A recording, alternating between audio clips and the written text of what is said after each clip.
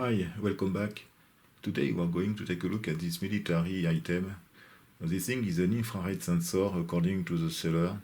This device is quite heavy, approximately 5 kilos or so. There is here an optical assembly and the sensor should be this device here.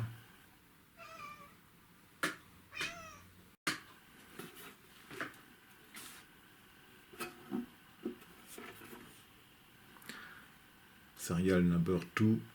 This thing was manufactured by Marconi. There is a filter accessible by this little plate here.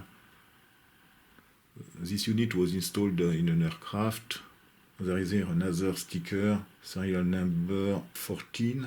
The thing is pressurized. There is effectively a valve here.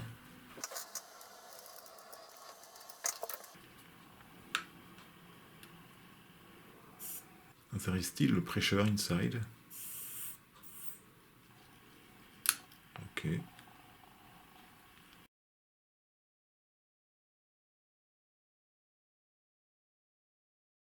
We can see here a mirror. There is a very large lens here.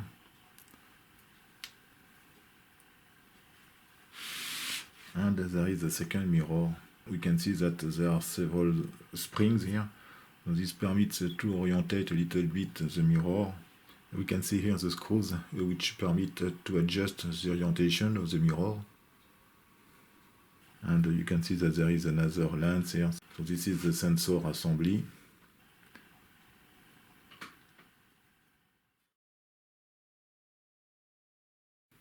Normally we should have a filter here, but this filter is not present.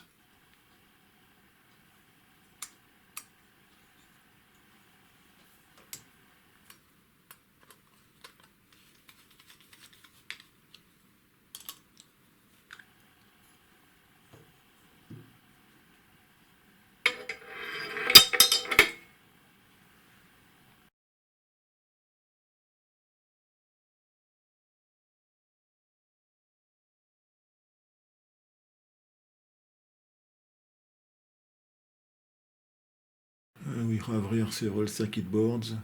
We can see that we have prototyping boards.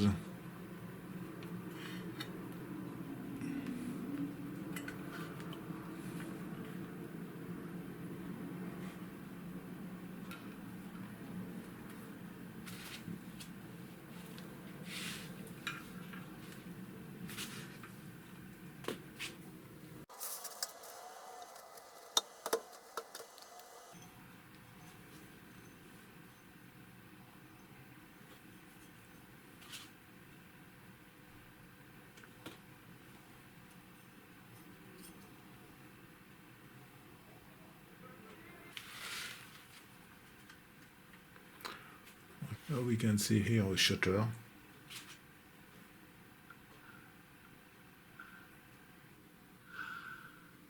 I think that there is a filter here in the center. Okay, so now I will do the reverse engineering of these boards. It can be interesting to see how this thing works, and of course to make it work. I think it is possible, even if the reverse engineering of such assembly is not easy.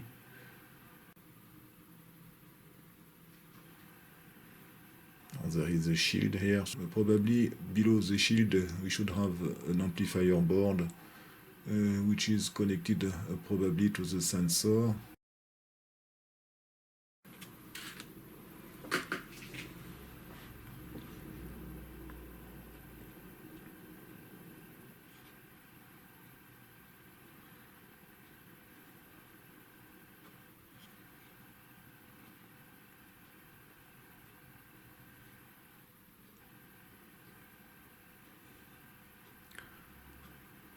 I will start with the reverse engineering of this board, connected to connector SK3.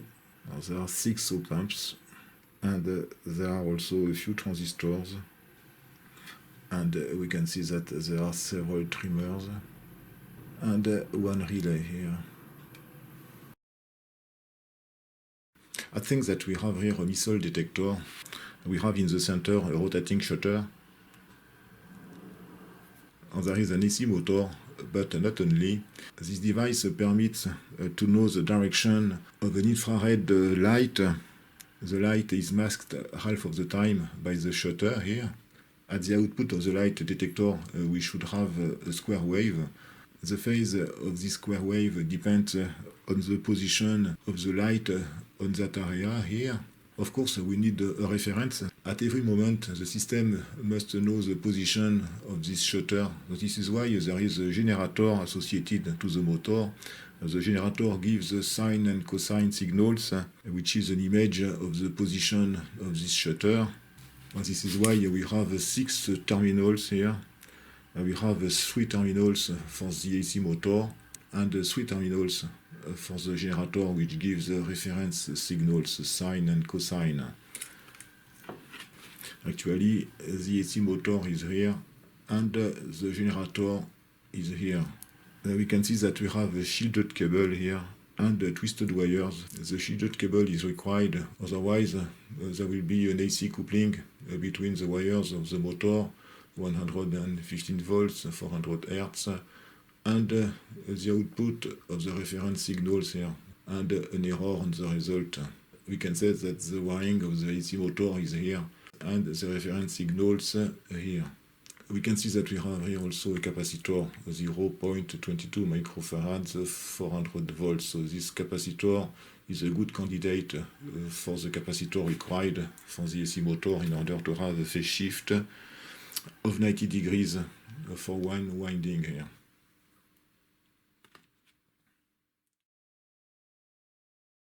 I started the reverse engineering by this board, SK3, and actually I was lucky because it's an important board and it is a good start for the reverse engineering.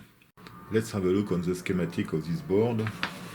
On the left there is a negative power supply. I called the output voltage minus VA.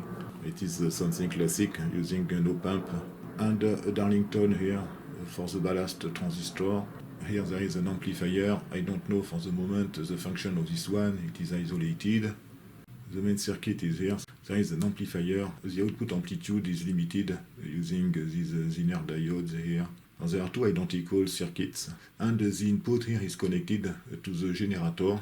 So therefore we have the output, the reference signals sine and cosine. The amplitudes can be adjusted using these 2 trimmers here. And we can see also the wiring for the motor. It is obviously an AC motor. There are 2 windings, one here connected between pins K and L of the circular connector, and there is a capacitor here, the green capacitor we have seen for the second winding here. So obviously the voltage should be 115 volts, because first of the working voltage of this capacitor and the value, and also the DCR of the windings here, 150 ohms. You can say that the motor works at 115 volts, 400 Hz. So we can try to apply 115 volts here. In that case, the shutter should rotate. The outputs here are fed to the board SK1, which is this board. So this is why I did also the reverse engineering of this board SK1. So this is also a very interesting board. Let's have a look on the schematic. We have here the schematic diagram of the board SK1. We have 2 identical circuits. This board is this one. So we have on that device several blocks like that. There is a reference AD511B. I didn't find any datasheet of this part, but according to the schematic, these parts are actually op-amps, so probably precision or high speed, maybe a small hybrid circuit. Otherwise, we have also other op-amps. So that code is 72 for this one, so this thing was manufactured in the 70s. So they have chosen to do a point-to-point wiring, but it is quite complicated to do the reverse engineering of such a thing. But it is not impossible, because I did the reverse engineering of these boards, 2 of them for the moment. But you can see that some capacitors, I think, are tested. You can see that there is a marking with a golden paint here. You can see also that the solderings are tested. There is a red marking here, and there is also a conformal coating. The red wires indicate the positive power supply, and the violet wires the negative power supply. The black wires here correspond to the ground, and the other signals in pink. And we have here 4 transistors, which are actually JFET transistors, N-channel. We can see here some accurate capacitors, 1% tolerance. The input here is connected to the output of the first schematic. This is the reference signals, sine and cosine. You can see that we have 2 trimmers here, which permits to adjust the output amplitude, but we have 2 other trimmers here. So we have 2 trimmers in cascade. Here we have the black op-amp, AD511B. We have here a bandpass filter.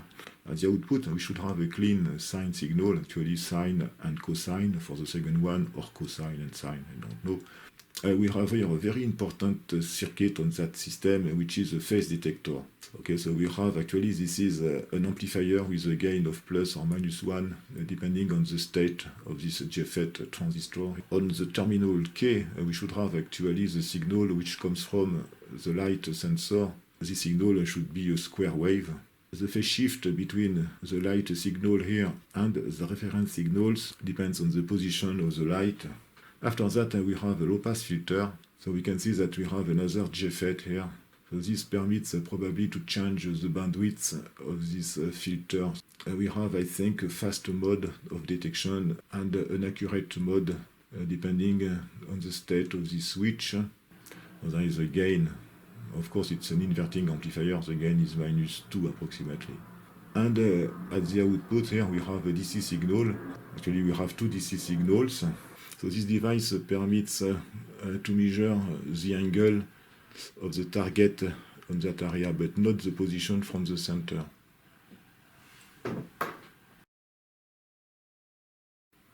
Board SK2 is this one. So we can say that this board is the output board. So at the input we have these 2 signals, and I guess that at the output we should have a signal which is an image of the angle of the spotlight. And we can see here a very important signal also, which is actually the video signal of some sort. And it is connected to board number 4, which is this one. So we can see that we have also several op-amps in black package. There is a shielded cable. It is a quite complicated construction. So we can see that this one is connected to the output of this amplifier. Okay, so pin number 4 corresponds to the negative power supply rail. 4, 5, 6, pin 6 here. Pin 7, red wires, positive power supply rail. The input of this board probably is connected to the light sensor, which is probably a PMT, and there is here an amplification limiter, filtering, or something like that. And at the output, we have a square wave corresponding to the modulation of light. And we have also this square wave generator.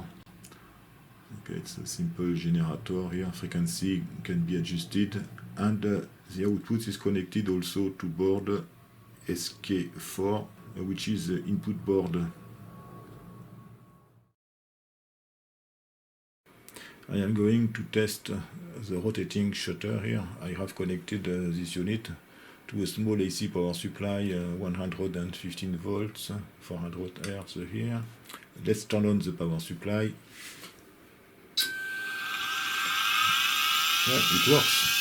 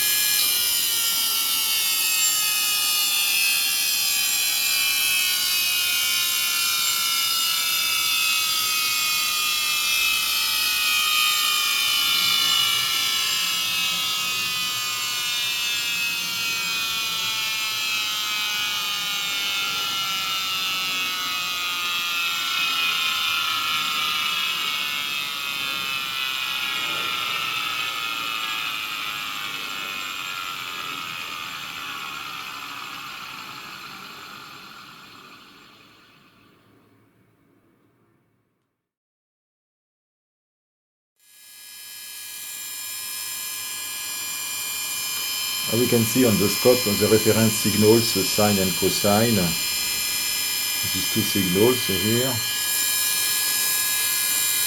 And there is effectively a phase shift of 90 degrees.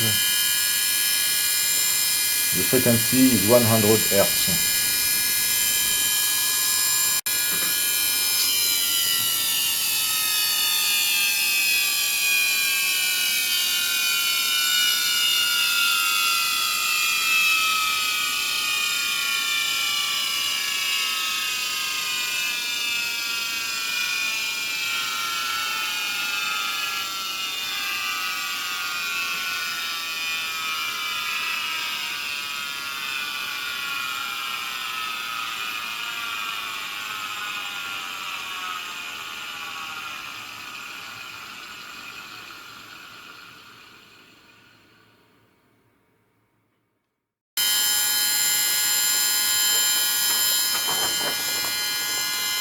We can see here the signals at the output of this filter.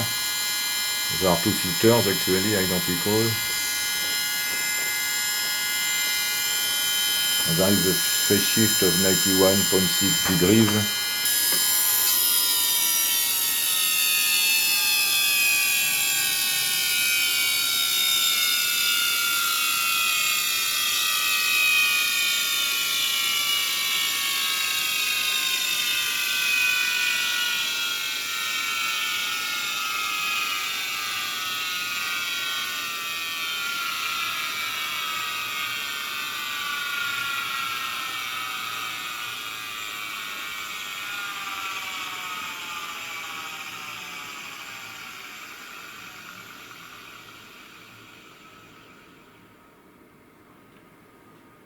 That's all for this first episode. Thank you for watching and see you next time for another episode. Bye bye.